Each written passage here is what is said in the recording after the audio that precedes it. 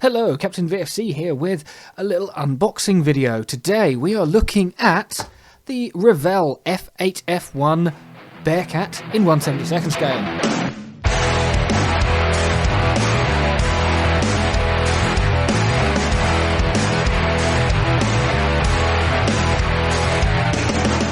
Now, this kit is something of an oddity, probably unique in my stash, in that it is genuinely unopened. No seal has been broken. And the reason why that is particularly special is because, as you can possibly see, it has a price sticker from Model Zone.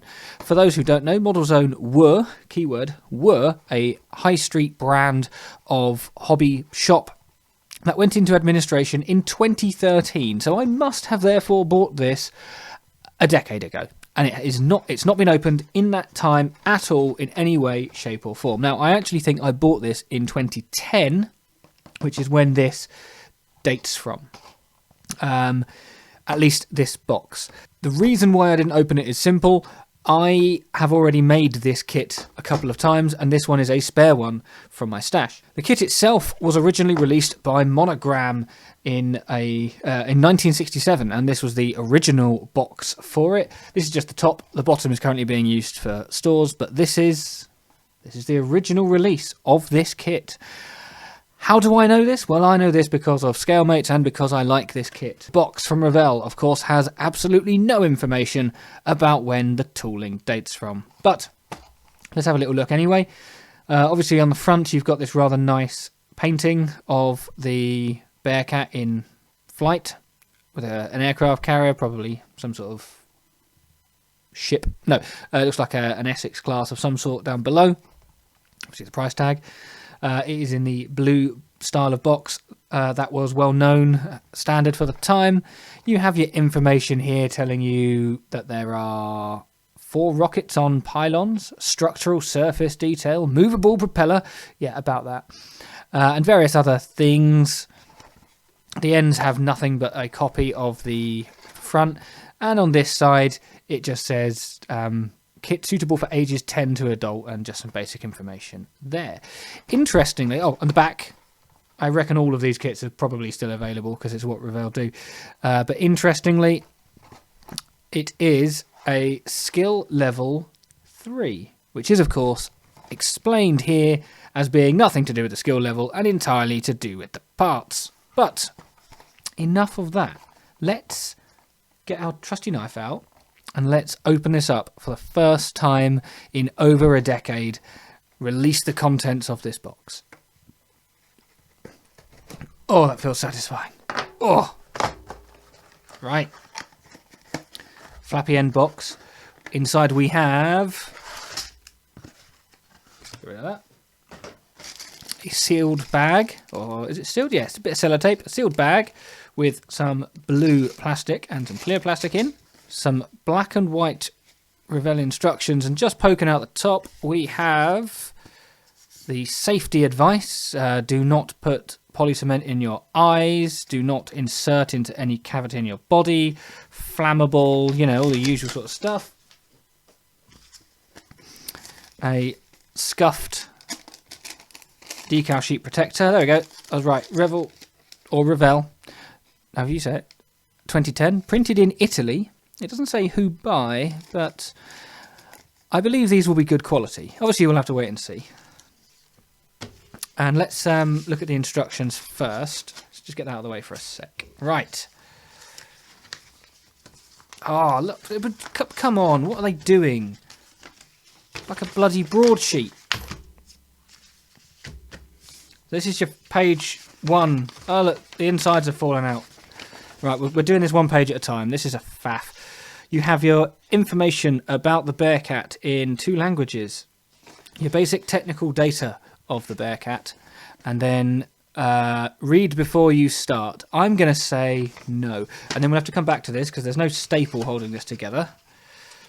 So the next pages would be... I can't even open it. It's folded up in a... It's a right mess. Oh, right, so this will be the next page here. The symbols that they use. please note the enclosed safety advice. Even more safety advice. Honestly, somebody clearly stabbed themselves making one of these things. Here are the colours used. You have a mix of bronze, green and yellow, so that'll be your interior colour. Flesh, basically black, aluminium, light olive, steel. Loads of colours for a surprisingly simple plane. But there we go.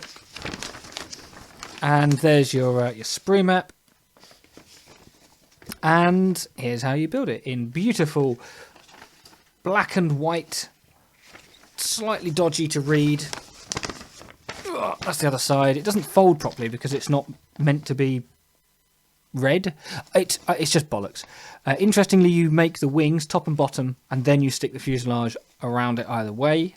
Like I say, I have made this before, so I'm well versed in this.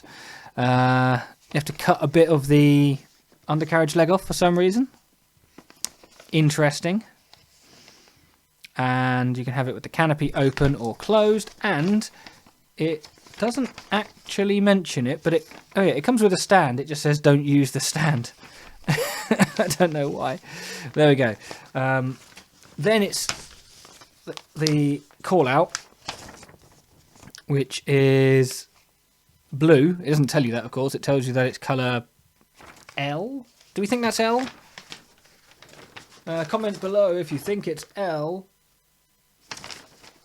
I know the answer. I mean, I'm telling you, it's on the box art anyway, isn't it? It's blue. This is an absolute pain, by the way. These instructions are garbage. And another one, which also appears to be L, which is therefore also blue. And then it would be the back, which... no, that is the back. Is it like that? There we go. Right.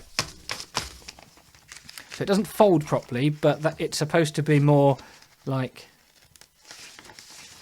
that. Yeah. Okay. Oh. Well, you know what? They're utter fucking garbage. Here's the kit itself. I noticed that the tail wings or structure is off the sprue. I don't know if there was anything holding it. I can't remember it that well. Ugh. So we have a sort of jumbled mess inside this bag. So let's start logically. We have the clear parts with extra flash. Look at that, all that free plastic. Thank you so much, Revell. It's what I've always wanted. My God, thanks. Yay. I mean, it's not bad. It's mostly clear. I've seen worse. And then let's go for this bit. This is, of course, the wing. And it says inside, and this is interesting, that date there, 1976.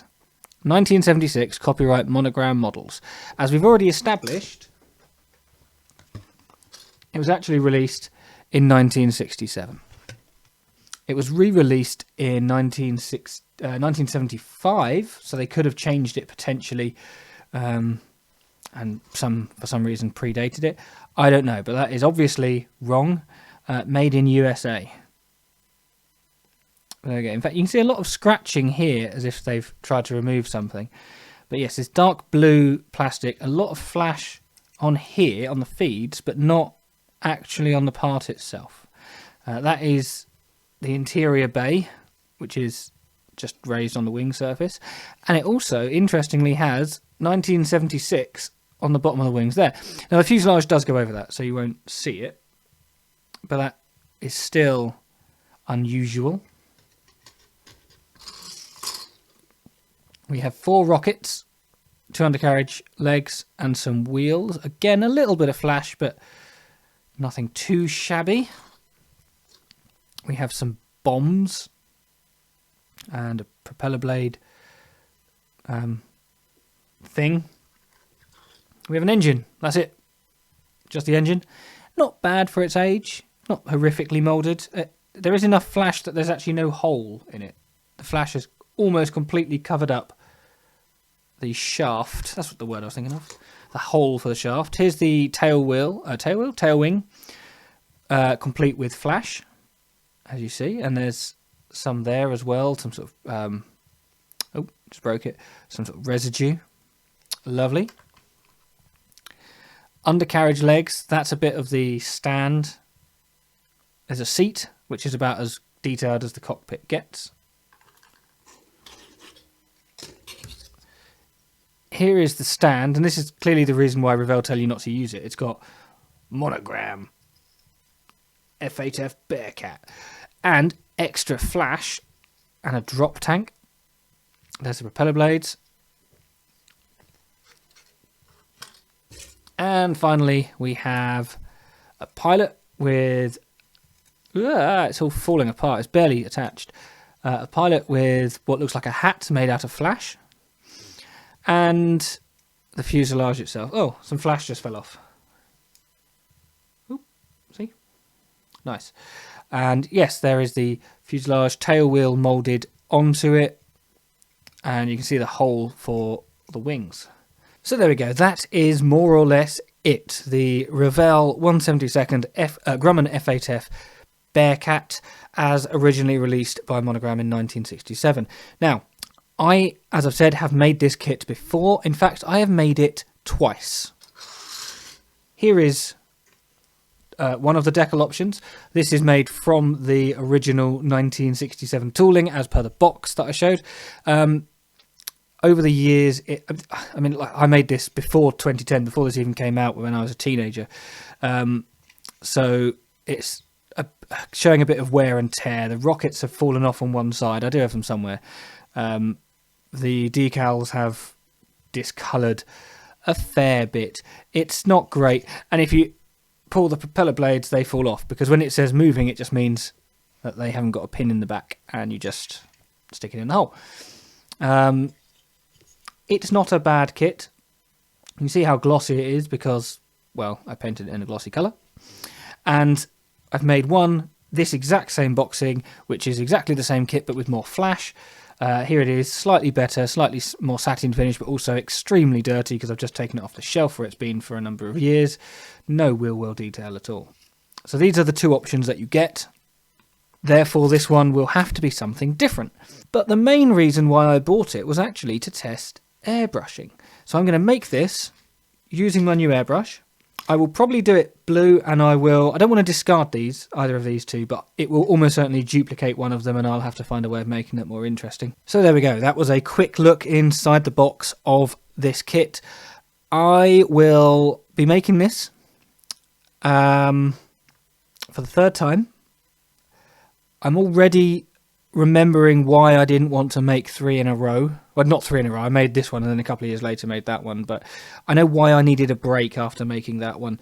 It is very generous of Revell to provide extra plastic. Not many manufacturers would decide to fill your box with as much flash as they can. So clearly a big thanks go out there. And it was only £5.99 10 years ago. So that would probably equate to about 25 quid now. Yeah. A tentative thumbs existing, not a thumb up, maybe a thumb down, who knows, a confused pair of thumbs. Yeah. So thank you for watching. Please do like and subscribe if you want to see more content from me, and just stay tuned for a full build video, I guess. So farewell.